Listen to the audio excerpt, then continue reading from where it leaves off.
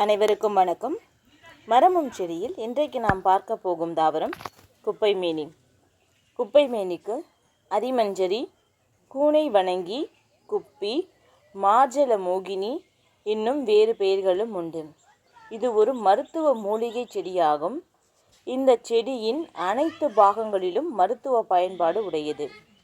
ஓராண்டு தாவரமான இச்செடி இந்தியா, இலங்கை போன்ற நாடுகளில் காணப்படுகிறது. குப்பைமேனி தாவரத்தின் தாவரவியல் பெயர் ஆக்சலோஃபா இண்டிகோல். இது வளர்விடம் இந்தியாவின் வெப்பமான பகுதிகளில் களை செடியாக அதிக அளவில் இந்த குப்பைமேனி காணப்படுகிறது.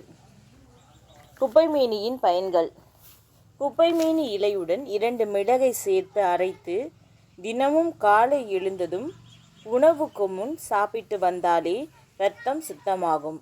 உடல் வலிமை பெற்று சோர்வு நீங்கிவிடும். குப்பைமேனி இலையிலிருந்து சாறு எடுத்து மருந்தாக பயன்படுத்துவார்கள். சளியை இலக்கி வெளியேற்றும் குணம் குப்பைமேனிக்கு உண்டு என்பதால் இந்த இலையை பொடி செய்து 1 கிராம் அளவை எடுத்து வெந்நீரில் கலந்து குடித்தால் சளி தொல்லை நீங்கிவிடும். தலைவலி இருந்தாலும் குப்பைமேனியை அரைத்து அதன் சாற்றை மட்டும் எடுத்து நெற்றியில் பற்று போட்டு வந்தால் தீர்வு கிடைக்கும். குப்பைமேனி இலை சாற்றை வெந்நீரில் கலந்து குடிக்கும் பொழுது மலச்சிக்கல் குணமாகிறது. அன்றைய காலங்களில் பாம்பு கடிக்கும், வேறு சில பூச்சிகளின் விஷங்களை முறிக்கும் விஷ முறிவாக இந்த குப்பைமேனி பயன்படுத்தி வந்திருக்கிறார்கள். தொண்டை வலி, தொண்டைக்கட்டு, தொண்டை கமறல் போன்ற பிரச்சனைகளுக்கு குப்பைமேனி சாற்றுடன் சுண்ணாம்பு கலந்து பூசினால் குணமாகும். இதன் இலையை பொடி செய்து விளக்கெண்ணெயில் கலந்து சாப்பிட்டு வந்தால் வயிற்று புழுக்கள் வெளியேறி வயிற்று குணமாகும். சொத்தைப்பல் அல்லது பல்வலி இருந்தால் இந்த இலைகளை கழுவி விரல்களாலேயே நசுக்கி சொத்தைப்பல் உள்ள இடத்தின் மீது இதை வைத்தால் சொத்தைப்பல் பிரச்சனை குறைபாடு நீங்கும். தோல் நோய்கள், தோல் தொற்றுகள், காயங்கள் போன்றவற்றை குணப்படுத்துவதில் குப்பைமேனி எண்ணெய் பயன்படுகிறது. இந்த குப்பைமேனி எண்ணெய் தயாரிக்கும் முறையாவது: குப்பைமேனி இலைகளை நன்கு கழுவி சுத்தம் செய்து மிக்சியில் போட்டு பேஸ்ட் போல அரைத்து கொள்ள வேண்டும்.